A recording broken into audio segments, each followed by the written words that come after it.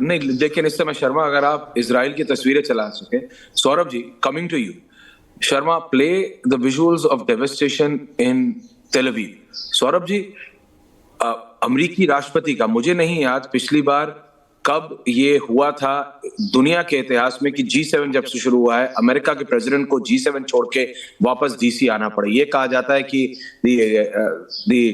The American president's office moves with him, कि अगर वो जब चाहें, जहां से चाहें, जो डिसीजन चाहें, इंक्लूडिंग द न्यूक्लियर बटन, वो यूज कर सकते हैं। बट उसके बावजूद उनको G7 छोड़ के आना पड़ा। सिचुएशन इतनी ग्रेव है। सारी रात आप भी यहाँ DC में हैं, आपको पता है हलचल चलती रही। Senior officers were in and out of the white house. Saurabh Shukla. Aishwarya, बिल्कुल ठीक कहा आपने। ये एक बहुत अनप्रेसिडेंटेड सिचुएशन है कि अमेरिकी राष्ट्रपति डोनाल्ड ट्रंप G7 जो अमेरिका वहाँ शीर्ष देश होता है वो छोड़ के वापस आया। उसका दो कारण है। एक कारण तो यह है कि एक, उनको अपने जो स्ट्रेटेजिक एडवाइजर्स थे उनके साथ जो सिचुएशन रूम होता है वो एक सिक्योर कमरा रहता है, वहाँ बैठकर उनको आगे की रणनीति तय करनी थी। पर दूसरा जो बड़ा कारण है कि डोमेस्टिकली भी एक बड़ा प्रेशर बन रहा है। जो रिपब्लिकन पार्टी के कई शीर्ष नेता हैं वो कह रहे हैं कि नेतन्याहू ने एक यहाँ पर ड्राइविंग सीट पर बैठकर आपको वो फोर्स कर रहे हैं, आपका हैंड, और आपको यहाँ पर एक लीडरशिप दिखानी पड़ेगी। डोनाल्ड ट्रंप, जो मैं जैसा पहले भी कहा है मैंने आपके भी शो में, कई शोज में, कि वो एक चाहते हैं कि वो एक पीस मेकर बन जाए। यहाँ पर बड़ा क्लियर है कि नेतन्याहू जो है वो अपनी स्ट्रैटेजी कर रहे हैं, और जाहिर बात है कि ईरान जो है उसको न्यूक्लियर पावर नहीं बनने देना है। ये अमेरिका भी चाहता है, ये अपना इजराइल भी चाहता है, और भी देश जो है, सऊदी अरब और भी सब चाहते हैं। तो कैसे इसको, ये जो एंड गोल है उसको आगे इस पर बढ़े, वो एक तो रणनीति पे बात हो रही है। पर दूसरी बात है, डोनाल्ड ट्रंप ये भी चाहते हैं, क्योंकि उनका एक सबसे बड़ा बड़ा बजट का जो बिल है वो फंसा हुआ है अभी सेनेट में, वो उनका सबसे बड़ा बिल है। और अगर वो रिपब्लिकन पार्टीज के जो सेनेटर्स हैं उनके साथ अगर वो नेगोशिएट नहीं करेंगे तो डोमेस्टिकली उनको बहुत प्रॉब्लम होगी। तो ये भी कारण था कि वो वापस आए हैं। और मैं आपको बताऊं, मुझे नहीं लगता कि अमेरिका डायरेक्टली इस पे इंटरवीन करेगा। ये एक बात पे सहमति है मेरी, कई लोगों से बात हुई इस पे जो शीर्ष स्थलों पर हैं।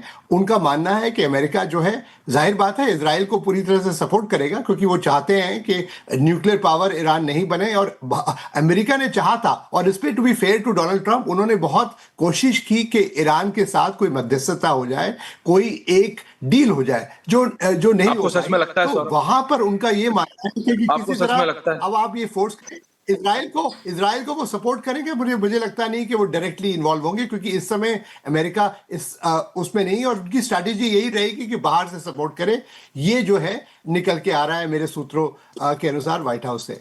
ऐश्वर्या नहीं, लेकिन जनरल जीरी बख्शी, ये कब तक वर्बल सपोर्ट रहेगा? आपको लगता है जिस तरह से ईरान में ये कहा जा रहा है जनरल दयाल कि नॉर्थ कोरिया की मिसाइल यूज हो रही हैं, क्या क्या, कहां का, किसका असला आज की तारीख में कौन सा देश कहां किसके खिलाफ यूज कर रहा है, ये तो आइडेंटिफाई करना ही मुश्किल हो गया। भारत भी जानता है पाकिस्तान कैसे चाइनीज सिस्टम्स को यूज करता है, चाइनीज आर्म्स एंड एम्युनिशंस को यूज करता है। लेकिन तेल अवीव की ये हालत देखना, कई ऐसे विजुअल्स हैं, कई ऐसे वीडियोस हैं जिनको देख के होश फाख्ता हो जाते हैं जनरल बख्शी, कि किस तरह से छोटी छोटी मिसाइल्स आती हैं, आयरन डोम उसी में फंस जाता है, और उसके बीच में एक सुपरसोनिक मिसाइल आती है and that's it. General Bakshi साहब नहीं, और वो सुपरसोनिक, जो हाइपरसोनिक मिसाइल का जो वॉरहेड है वो भी तो 1 टन का है, 1 टन, 1.5 टन एक्सप्लोजिव।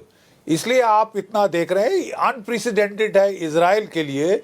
इजराइल का मेनलैंड इतनी बुरी तरह से दुश्मन के फायर के नीचे आना, नुकसान उठाना, ये अनप्रेसिडेंटेड है as far as Israel is concern.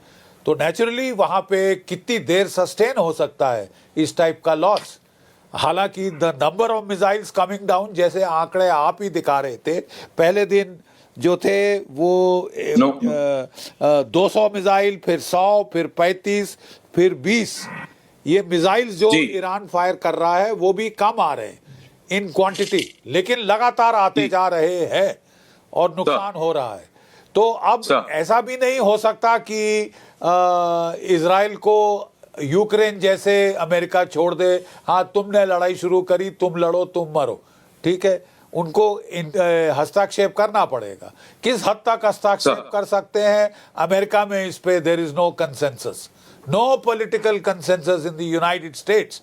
पर डोनाल्ड ट्रंप ने कंसेंसस चाहा कब है जनरल साहब? जनरल साहब, डोनाल्ड ट्रंप तो कंसेंसस देखते नहीं। आप ये सोचिए, इमैनुअल मैक्रोन ने कल G7 में ये बोला कि हम सब पीस चाहते हैं। डोनाल्ड ट्रंप से वो भी नहीं बर्दाश्त हुआ। डोनाल्ड ट्रंप ने ट्वीट किया वापस, हवा में ट्वीट किया वापस, कहा hello, I don't want peace, I am not going for some ceasefire, I am going for something big. उनका बड़बोलापन हमने भारत और पाकिस्तान की जो भी जहां भी हमने पाकिस्तान को भी नाको चने चपाए वहां भी देखा है। So he is a different character sir.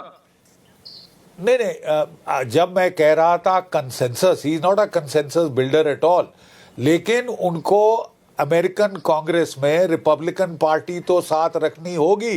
अभी बजट बिल पास उम्मीद तो है सर। और अगर आप रिपब्लिकन विधायकों को ही उचाट करा दें कि साहब हमने कहा था मत जाओ इस युद्ध में, आप क्यों अमेरिका को लेके गए हो, आपने कहा था आप अमेरिका को किसी बड़े युद्ध में इन्वॉल्व नहीं होने दोगे। और जैसे जनरल दयाल ने बिल्कुल ठीक कहा, it is easy to start a war, it is difficult to finish it. हमने रूस और का भी पूरा वो एग्जाम्पल देख लिया है, कहाँ 1 हफ्ते 10 दिन की बात हो रही थी और 3.5 साल and counting.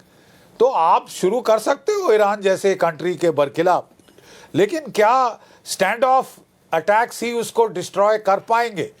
I am not sure. वो उनकी पनिशमेंट से का वादा बहुत। एक आखिरी सवाल जनरल दयाल इस टॉपिक पे, अभी उसने अपने जब ये रूस और यूक्रेन की जंग शुरू हुई थी तब लगा था, तब कई एनालिस्ट ने कहा था, कई लोगों ने कहा था अभी खत्म। मुझे याद है आपने तब भी कहा था, हम स्टूडियो में थे, कि ऐश्वर्या ये इतनी जल्दी समाप्त नहीं हो।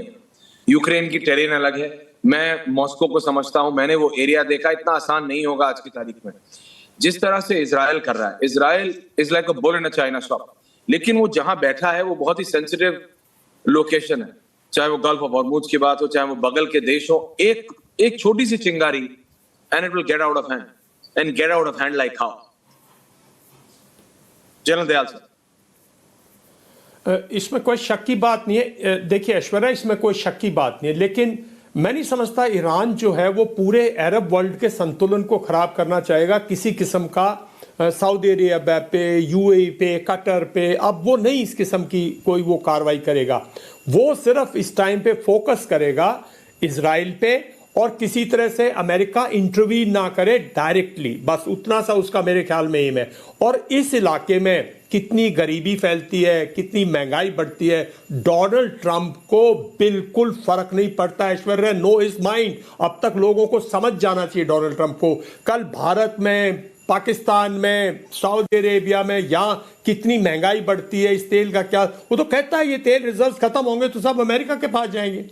His aim is very very clear. He said मैं अमेरिका को सुपर पावर बनाऊंगा, इनडायरेक्टली बना रहा है ना सबको, धीरे धीरे everybody is becoming weak, no, तो ही इज एंजॉयिंग।